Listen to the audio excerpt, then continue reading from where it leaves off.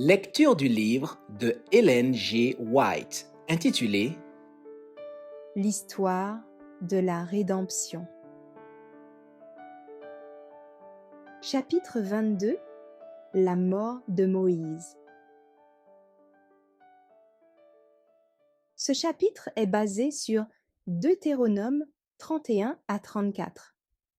Peu avant sa mort, Moïse reçut l'ordre de rassembler les enfants d'Israël et, avant qu'ils ne rendent le dernier soupir, de leur raconter tous les déplacements de l'assemblée des Hébreux depuis qu'ils avaient quitté l'Égypte et toutes les fautes graves que leurs ancêtres avaient commises, qui leur avaient attiré les jugements de Dieu et avaient conduit l'Éternel à leur refuser l'entrée dans la terre promise. Leurs pères étaient morts dans le désert, conformément à la parole du Seigneur. Leurs enfants avaient grandi, et pour eux devait s'accomplir la promesse de prendre possession du pays de Canaan. Quand la loi fut promulguée sur le mont Sinaï, la plupart étaient encore de petits enfants. Par conséquent, ils ne se souvenaient pas de la solennité de l'événement. D'autres étaient nés pendant le séjour dans le désert, et pour qu'ils comprennent la nécessité d'obéir aux 10 commandements, à toutes les lois et à toutes les ordonnances qui avaient été données à Moïse, l'Éternel prescrivit à ce dernier de rappeler les 10 commandements et toutes les circonstances qui avaient marqué la promulgation de la loi. Moïse avait écrit dans un livre toutes les lois et toutes les ordonnances que Dieu lui avait données. Il avait fidèlement consigné toutes les instructions qu'il avait reçues chemin faisant, ainsi que tous les prodiges qui avaient été accomplis en faveur du peuple, et toutes les doléances des enfants d'Israël. Il avait aussi mentionné qu'il avait été poussé à bout par leurs plaintes continuelles. Dernière directive donnée à Israël. Devant toute l'assemblée réunie, Moïse lut dans le livre qu'il avait écrit les événements qui avaient marqué leur histoire. Il lut aussi les promesses divines qui leur étaient destinées à condition qu'ils soient obéissants, et les malédictions dont ils seraient l'objet s'ils désobéissaient à ses préceptes. Moïse leur dit qu'à cause de leur rébellion, l'Éternel avait, à plusieurs reprises, eu l'intention de les exterminer, mais qu'il avait intercédé pour eux avec une telle ferveur que dans sa grâce, Dieu les avait épargnés. Il leur rappela les prodiges que le Seigneur avait accomplis devant le Pharaon et tout le pays d'Égypte. Puis il ajouta: « Oui, vous avez été témoins des interventions grandioses du Seigneur. Mettez donc en pratique tous les commandements que je vous communique aujourd'hui. Vous y trouverez les forces nécessaires pour prendre possession du territoire dans lequel vous allez entrer. » Deutéronome 11, versets 7 et 8. Moïse mit les Israélites particulièrement en garde contre l'idolâtrie. Il les engagea à obéir aux commandements de Dieu. S'ils se montraient obéissants, s'ils aimaient et servaient le Seigneur de tout leur cœur, il leur donnerait la pluie au moment opportun, ferait pousser leurs plantations et multiplierait leur bétail. Ils jouiraient en outre de privilèges particulièrement appréciables et triompheraient de leurs ennemis. La gravité avec laquelle Moïse parla aux enfants d'Israël était de nature à les impressionner. Il savait que c'était la dernière fois qu'il pourrait s'adresser à eux. Après quoi, il acheva d'écrire dans un livre toutes les lois, toutes les ordonnances et tous les statuts que Dieu lui avait donnés, ainsi que diverses règles relatives aux offrandes sacrificielles. Puis, il remit ce livre à des hommes chargés d'un ministère sacré, en leur demandant que pour assurer sa préservation, il soit déposé à côté de l'arche, car Dieu veillait constamment sur elle. Ce livre de Moïse devait être conservé afin que les juges d'Israël puissent s'y référer en cas de besoin.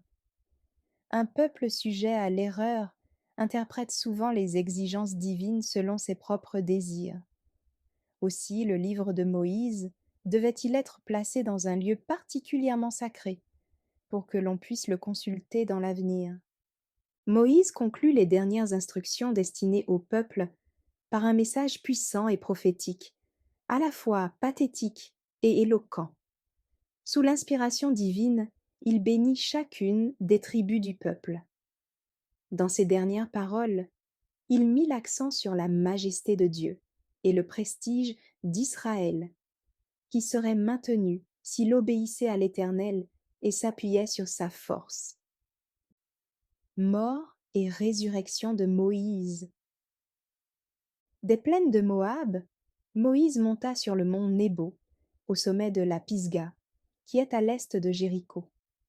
Le Seigneur lui montra tout le pays, la région de Galaad jusqu'à Dan, les régions de Nephtali, d'Éphraïm, de Manassé, et celles de Juda jusqu'à la Méditerranée, la région du Néguev, et enfin, dans la vallée du Jourdain, le district de Jéricho, la ville des palmiers, jusqu'à Soar. Alors le Seigneur lui dit, « Regarde le pays que j'ai promis à Abraham, à Isaac et à Jacob, lorsque je leur ai dit, « Je donnerai ce pays à vos descendants. » Je te le montre, mais tu n'y entreras pas. Moïse, le serviteur du Seigneur, mourut là, dans le pays de Moab, comme le Seigneur l'avait annoncé. Dieu lui-même l'enterra dans une vallée de Moab, en face de la localité de Beth-péor. Et jusqu'à ce jour, personne n'a su exactement où se trouve sa tombe. Moïse avait 120 ans quand il mourut.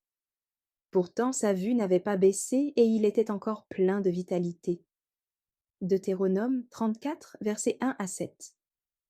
L'Éternel ne voulait pas que qui que soit accompagne Moïse sur le sommet du mont Pisga. Le vieillard se tint là, sur une éminence du lieu, en présence de Dieu et des anges.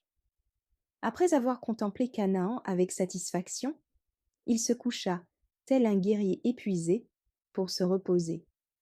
Puis il s'endormit, mais du sommeil de la mort. Des anges prirent son corps et l'enterrèrent dans la vallée. Les Israélites ne purent jamais trouver l'endroit où il fut inhumé. Le secret qui entoura son ensevelissement avait pour but d'empêcher que les Hébreux ne se livrent à des pratiques idolâtres sur le corps du défunt, et qu'ils ne pêchent contre le Très-Haut. Satan s'était grandement réjoui d'avoir réussi à pousser Moïse à pécher contre Dieu. À cause de cette faute, le patriarche fut livré au pouvoir de la mort. S'il avait continué à être fidèle, et si sa vie n'avait pas été entachée par une seule défaillance, qui avait consisté à n'avoir pas glorifié Dieu, qui avait fait jaillir l'eau du rocher, il serait entré dans la terre promise, et aurait été transmué au ciel, sans passer par la mort. Après que la dépouille de Moïse fut restée quelque temps dans la tombe, Michel, c'est-à-dire le Christ, et les anges qui l'avaient enterré, descendirent du ciel, ressuscitèrent le patriarche et l'emmenèrent dans le royaume céleste. Quand le Christ et ses anges arrivèrent près du lieu où le prophète avait été enseveli, Satan et ses anges se trouvaient devant sa tombe, pour garder le corps et pour empêcher que quelqu'un ne s'en empare. Lorsque le Christ et ses anges s'approchèrent plus avant, Satan essaya de s'opposer à eux, mais la gloire et la puissance du Christ obligèrent celui-ci à reculer. Satan prétendait avoir des droits sur le corps de Moïse, à cause du seul péché qu'il avait commis. Mais le Christ se borna à lui répondre, en parlant de son Père, « Que le Seigneur te punisse. » Jude 1, verset 9.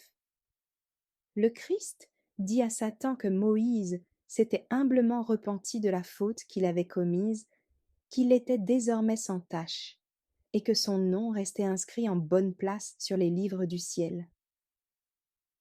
Alors, le Christ ressuscita le corps de Moïse, que Satan avait revendiqué comme sa propriété. Lors de la transfiguration de Jésus, Moïse et Élie, qui avaient été transmués, furent envoyés pour s'entretenir avec le Christ de ses souffrances, et pour être les réflecteurs de la gloire du Fils bien-aimé de Dieu. Le Seigneur avait accordé à Moïse de grands honneurs.